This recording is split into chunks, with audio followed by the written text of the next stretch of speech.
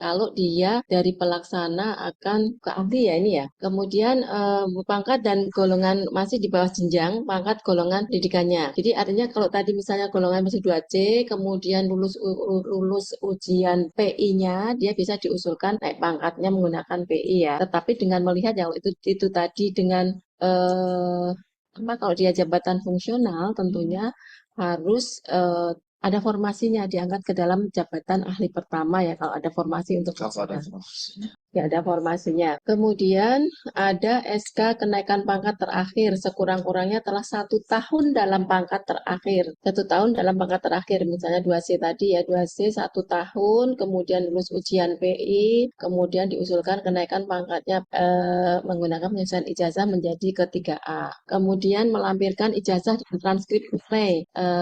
Dengan melampirkan juga prestasi kerja sekurang-kurangnya bernilai baik dalam 1 tahun terakhir, lulus ujian kenaikan pangkat penyusian ijazah, dan ada surat keterangan dari pejabat eselon 2 tentang uraian tugas yang diberi bebankan kepada yang bersangkutan. Jadi ini yang mungkin perlu diperhatikan juga Bapak Ibu semuanya, ketika pengusulan kenaikan pangkat penyusian ijazah, di situ uraian tugas dengan jabatannya itu harus linear. Uraian tugas, jabatan, dan kualifikasi pendidikan yang diperoleh itu harus linear. Jadi di uraian tugasnya itu dia mengerjakan apa di situ. Kemudian ketika dia melanjutkan ke jenjang pendidikan lebih tinggi, misalnya dari SMA kemudian melanjutkan S1-nya ke S1-nya sarjana hukum misalnya. Prodinya ilmu hukum misalnya, yang paling gampang ya. Ilmu hukum dia misalnya ditempatkan di Biro Kepegawaian, jabatannya apa di situ, kemudian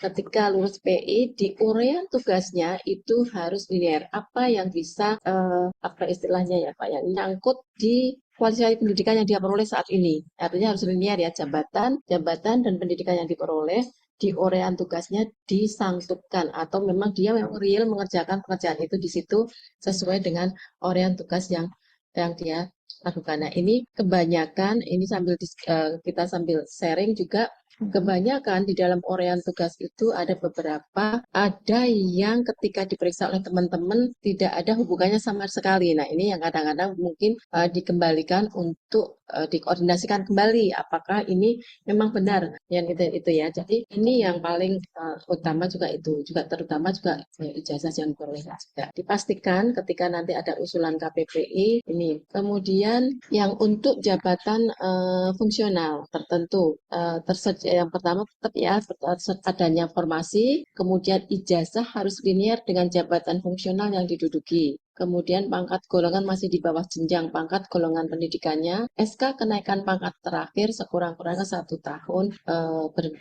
dalam pangkat terakhir, prestasi kerja kurang lebih baik dalam 1 tahun, lulus ujian kenaikan pangkat penyucian ijazah serta melampirkan dokumen penetapan angka kredit konvensional ataupun integrasi dan yang sudah dikonversi. Nah, ini untuk melihat apakah karena ini nanti kan akan dipakai mana yang lebih menguntungkan ya, lebih menguntungkan bagi PNS itu sendiri. Jadi kalau untuk yang jabatan fungsional ini harus melampirkan angka kreditnya. Nah, nanti akan kita lihat apakah baik itu di golongan jenjang terakhirnya itu ketika dia lebih menguntungkan untuk menggunakan PI atau dengan UDIN dan lain sebagainya. Nanti ada beberapa hal yang. Jadi ini yang terkait dengan syarat-syarat untuk penyesuaian ijazah untuk jabatan fungsional.